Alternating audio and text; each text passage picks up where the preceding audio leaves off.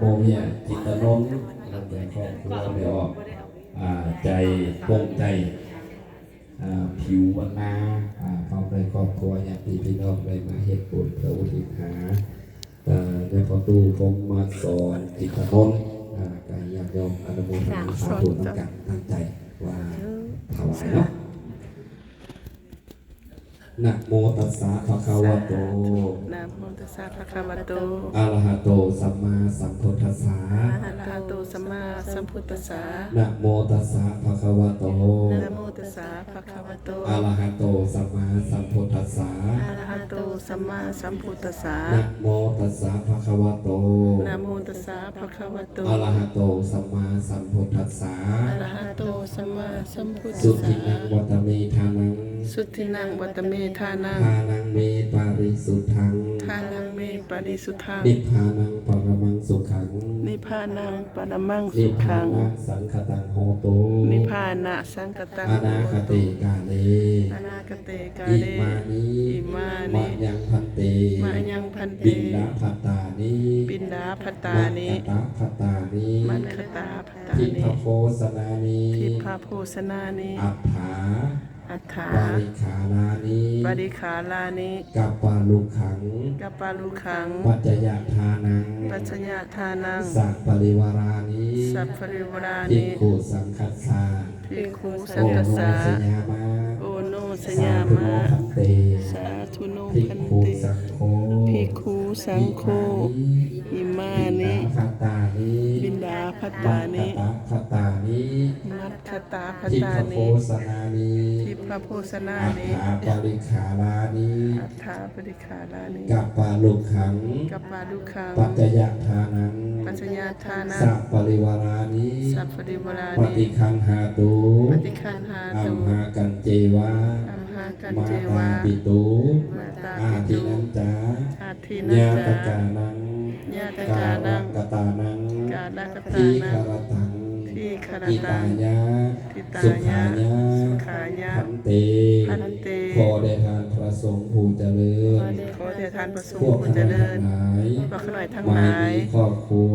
ไม่มีครอบ นาง ค ดิ รั สาว ปารมี นางลิสาปารมี นางโมเวียโมเวีย จิตนนท์นางกงใจผิวนา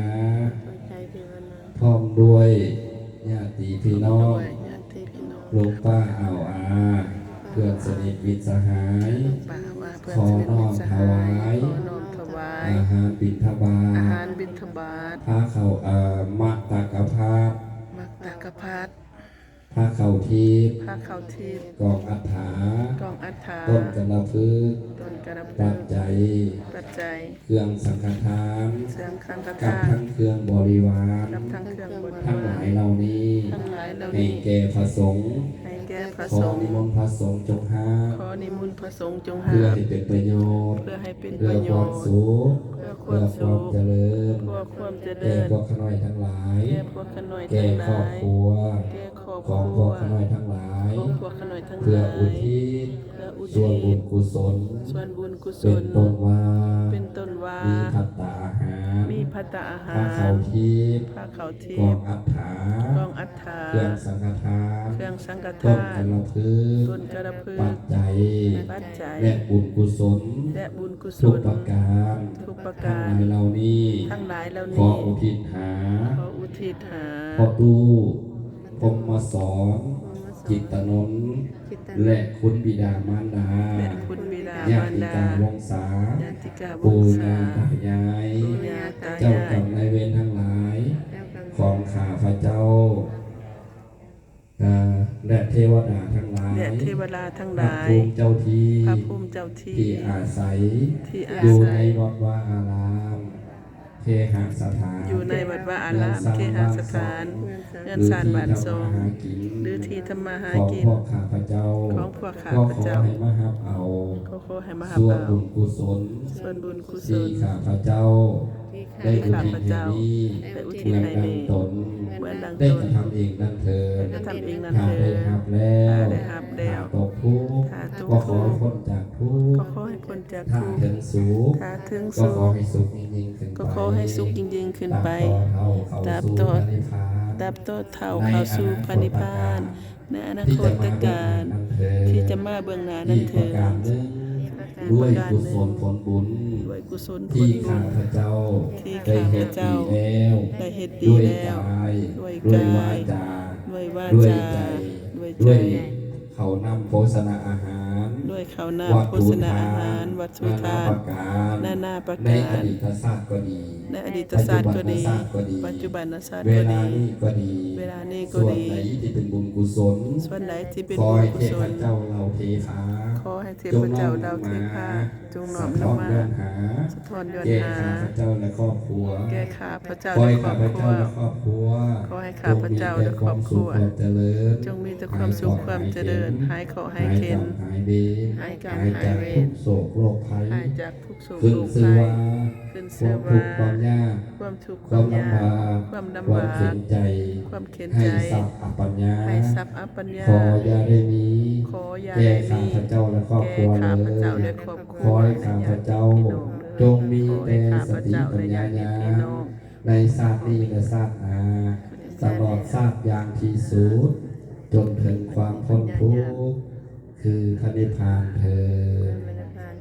สาธุ สาธุ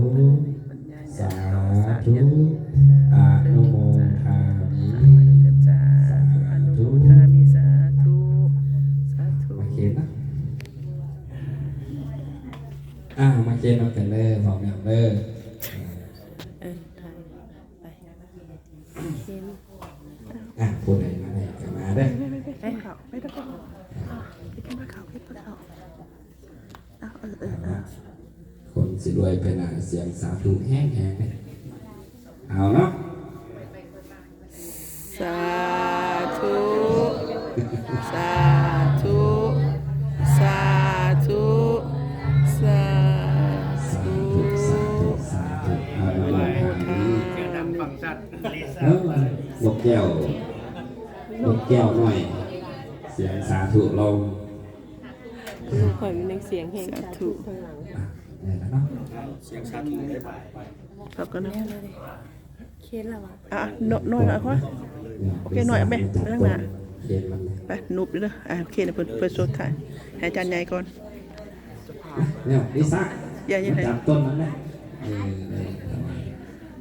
เอาเพิ่นสบายก่อน ต่อต่อสิ เนี่ยอย่าให้เพิ่นสบายก่อน เพลงก่อนก็ได้เพลง สาธุทำกันได้แบบว่า สาธุ สาธุสา สา ธุ ธุอนุโมทามิสาธุก็ไฟเลยนะ ก็ฝ่ายหน่อยฝ่ายอย่าไปเหยียบเลย เดี๋ยวสีขาว อย่าไปขามได้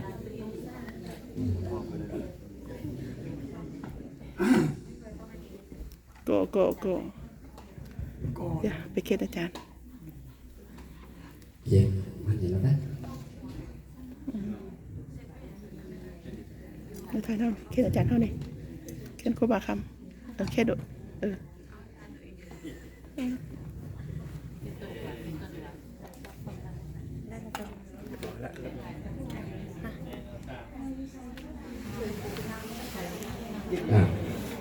ได้แล้วตัวได้แล้วเนาะปิดหน้ามาหาผ่านก่อนเดี๋ยวรักอยู่มุมเห็นแล้วเดี๋ยวน้ำระยะพร้อมแล้วเนาะทำยา ตาหานะคะขอผิดสองครั้งกองกระถางหนึ่งกองต้นกระถางสามต้นเกิดขึ้นเองด้วยเถิดหาตกทุกข์ขอคอยพ้นจากทุกข์สุขขอคอยสุขนี้ขึ้นไปตามต่อเท่าเข้าสู่พระนิพพานในอนาคตการที่จะมาเมืองหน้านั้นเถิด สาธุสาธุสาธุ พร้อมแล้วนั่งอยากเตรียมพร้อมนะ